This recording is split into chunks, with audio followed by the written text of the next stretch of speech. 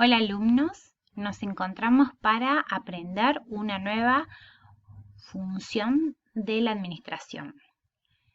Lo que vamos a estar reconociendo en este material son distintos conceptos valiosos para comprender todo lo que se refiere al definir la estructura y el diseño de una organización.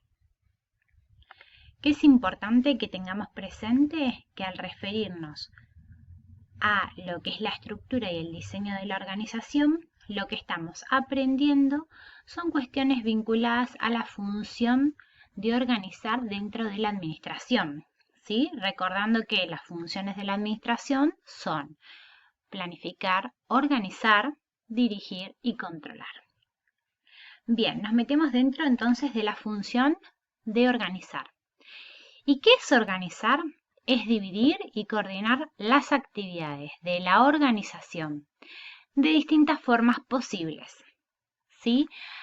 Al organizar, lo que vamos a hacer es optar dentro como de un menú de opciones qué combinación es la que va a ser más adecuada según el tipo de organización, ¿sí? Entonces, dentro de ese menú, ¿qué vamos a ver? Vamos a ver que hay partes que tenemos que identificar dentro de la organización, las cuales van a tener distinta trascendencia según el tipo de la organización de las cuales estamos haciendo referencia.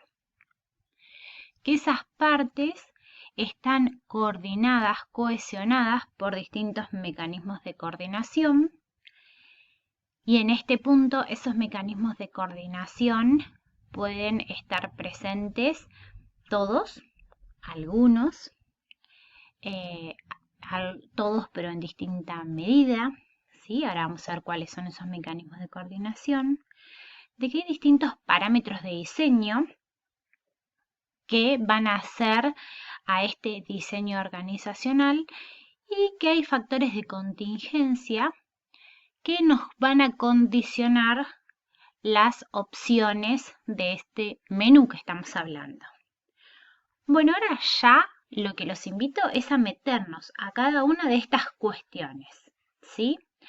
Entonces, cuando decimos que en el diseño organizacional estamos aprendiendo que hay distintas partes dentro de la organización, estamos identificando que en esas partes, ¿cómo se llaman esas partes? Bueno, ápice estratégico, línea media, núcleo de operaciones, tecnoestructura, staff de apoyo y otra que se llama ideología. Bueno, estas partes de la organización, en estas partes de la organización identifico a distintas personas, ¿sí? Entonces, ¿qué tenemos que saber? Que cuando nos referimos a la parte de ápice estratégico, nos estamos refiriendo al conjunto de personas que supervisan, asignan recursos. Sí, es como que tenemos que pensar que son todos los gerentes que están tomando las decisiones de la organización, definiendo las estrategias, viendo qué pasa en el entorno. Que vamos abajo, vamos a saltear esa línea media para hablar del núcleo de operaciones y saber que ahí encontramos a todas las personas que están realizando tareas. Las tareas que permiten que esa organización elabore productos o preste algún servicio, ¿sí? Según el tipo de organización. Ahora, ¿cómo unimos a los que toman decisiones con los que hacen? Bueno, mediante la línea media, ¿sí? Que es la otra parte, esa parte en donde encontramos, por ejemplo, a los supervisores. Hacen de nexo entre ápice estratégico y núcleo de operaciones. ¿Qué tenemos que saber? Que entre esos tres grupos de personas hay una línea formal de autoridad, ¿sí? Esas personas yo las encuentro identificadas en un organigrama. Bien, ahora, también tenemos otras partes, que es la tecnoestructura, que ahí encontramos a todos los analistas, por ejemplo, que son todas las personas responsables de formular normas, ¿sí? De estandarizar cómo se tienen que hacer las cosas, ¿sí? Estandarizan los procesos de trabajo. Y tenemos otra parte, ¿sí? Que es el staff de apoyo. ¿Y quiénes irían dentro, quiénes se encontrarían dentro de esa parte organizacional? Todos los especialistas que están monitoreando, apoyando, ¿sí? Es como que brindan asesoramiento. No tienen las cuestiones de línea de autoridad formal que tienen el ápice estratégico, línea media y núcleo de operaciones. Ninguna de estas dos partes que están al costado. ¿Sí? Por eso tenemos que reconocerlas como dos grandes grupos de personas externas a la línea formal de la organización. Bueno, y finalmente tenemos una ideología, ¿sí? Que aglutina a todas estas partes. Y bueno, y como es la ideología, son las creencias, los valores que comparten todos estos miembros y que la van a distinguir a esta organización de las demás.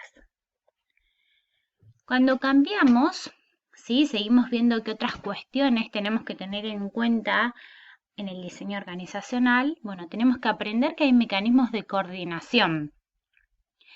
¿Qué significa esto? Bueno, recordemos que cuando hablamos de organizar decíamos que es dividir las tareas.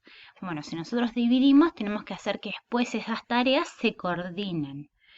Entonces, ¿qué opciones tenemos para que esas tareas que fueron divididas coordinen entre sí? Bueno, usar distintos mecanismos de coordinación. Estos dispositivos pueden ser adaptación mutua, una supervisión directa o una estandarización, que tenemos distintos tipos. Bueno, ¿qué es hablar de esto?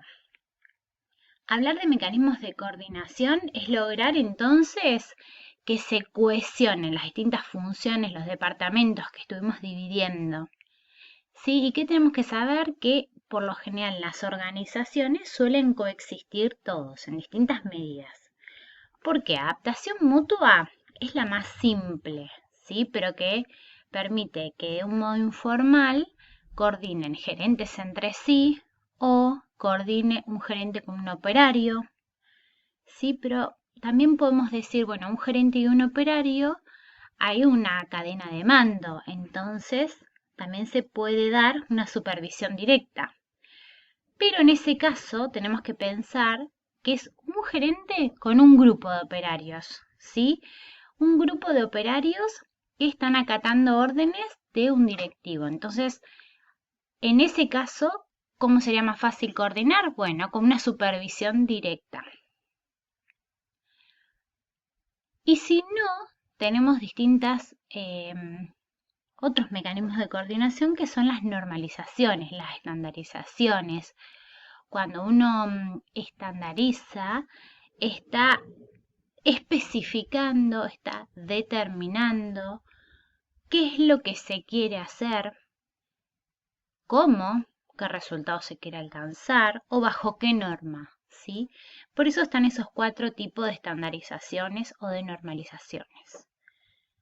Veamos la primera, normalización de los procesos de trabajo. ¿Qué es lo que estamos especificando acá? El modo en el que se tienen que realizar las tareas, ¿sí? Por ejemplo, cuando se recibe un juguete, bueno, ¿cómo se tiene que hacer el engastre para lograr construirlo? O qué tareas va primero si quiero completar el desarrollo de un producto. ¿Cuál va después? Si está especificado cómo se tiene que hacer. Ahora, también puedo especificar o normalizar lo que quiero lograr, ¿sí? Sin decir cómo. Entonces, especifico el resultado. Un ejemplo es este, incrementar el 10% de las ventas. No establezco si es mediante publicidades, si es incrementando fuerza de ventas, si es... No especifico cómo, sino lo que quiero lograr.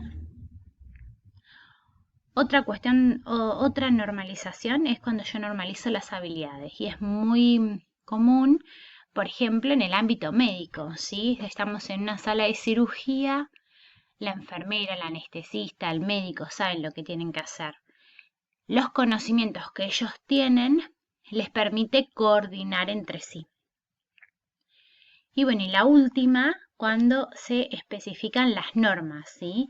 Entonces, esa es muy común que se dé en las asociaciones religiosas, porque las normas, las creencias están haciendo que las personas coordinen entre sí en pos del logro de determinado objetivo.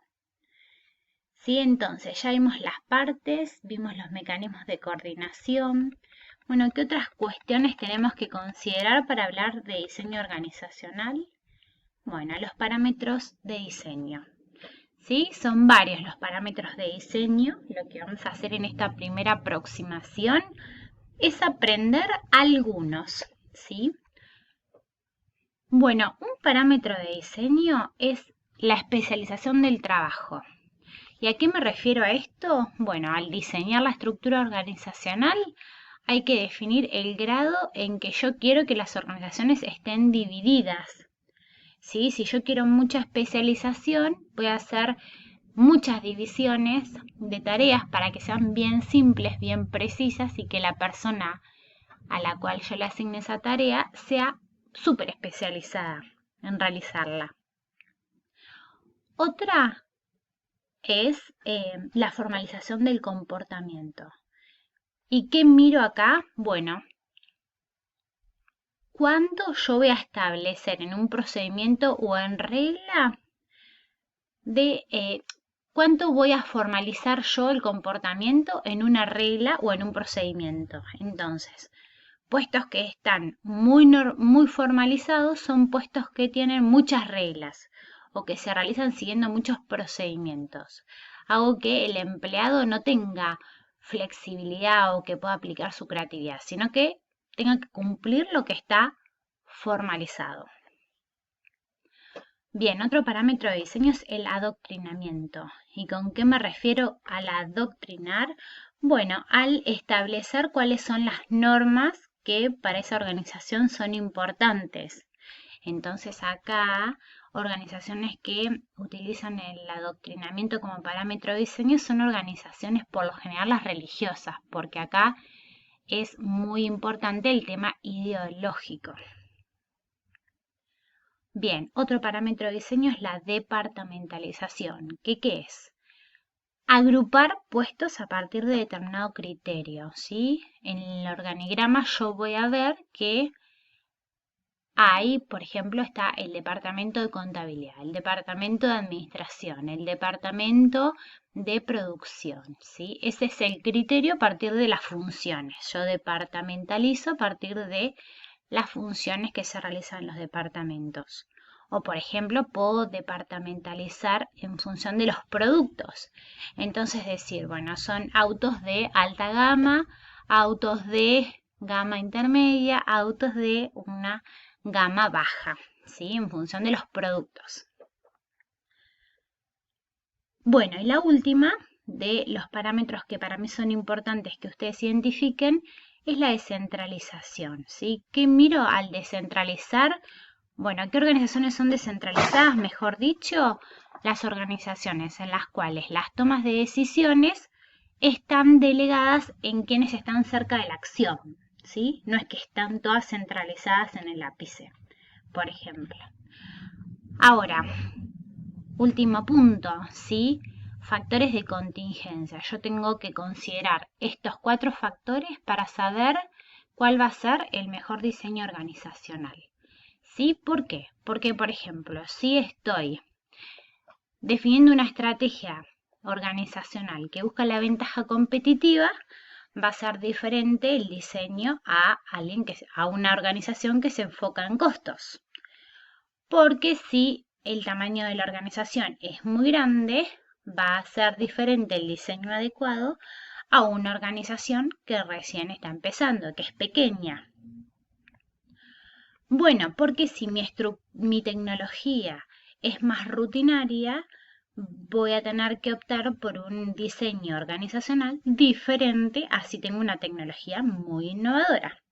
Y bueno, al último, el grado de incertidumbre también influye y al hablar de incertidumbre del entorno, tienen que tener claro qué diferencia